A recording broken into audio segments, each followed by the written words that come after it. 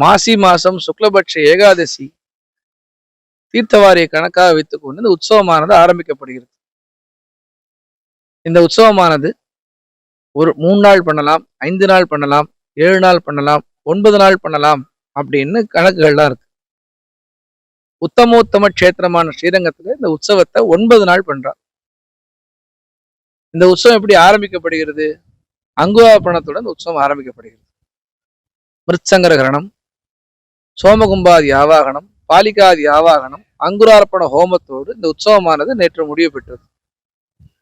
சேன முதலியாருக்கு திருவாராதனம் செய்து, பெரிய பெருமாளுக்கு திருவாராதனம் செய்து, அங்கிருந்து நேரு தாயார் சந்திக்கு புறப்பட்டு தாயாருக்கும் விசேஷமான திருவாராதனம் செய்து, விஸ்வக்ஷேனனும் ஹனுமாரும் எழுந்தருளி இருந்து, அங்கே தாயார் சன்னதியிலே அங்கே வில்வ மரத்துக்கு கீழே பூமி பிராட்டி ஆவாகனம் செய்து, மிருத்சங்கனம் சொல்லக்கூடிய நல்ல மண் எடுத்து யாகசாலைக்கு பிரவேசம் செய்து, சோமகும்பாதி ஆவாகனங்கள், பாலிகாதி ஆவாகனங்கள், பிறகு அங்குராப்பண ஹோமத்துடன் இந்த பூர்வாங்கமா இருக்கக்கூடிய அங்குராப்பணமானது முடிவு பெற்றது.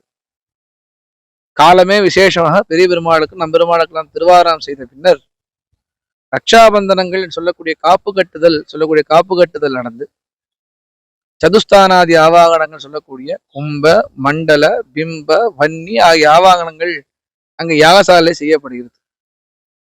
பிறகு நம்பெருமாள் இங்கே தோழிக்கிணியாலே புறப்பட்டு வந்து இங்க ரங்கவிலாச மண்டபத்தில் எழுந்தொழி இருந்து கிளிக்கூடுல எழுந்தொழி இருக்கிறார் பெருமாள். கிளிக்கூடுனா என்னன்னு அடுத்தது பார்க்கலாம். இந்த உற்சவமானது வாகன யாத்திரைகள் செய்ய வேண்டும் என்றும், வாகன யாத்திரைகளிலே பலவிதமான வாகனங்களை செய்து, பிறகு 8ஆம் திருநாள் அன்று குதிரையோடு இந்த தெப்பத்தை அன்வைக்க வேண்டும் என்றும், பிறகு 9வது நாள் தீர்த்தவாரியோடு இந்த உற்சவமானது நிறைவு பெறுகிறது.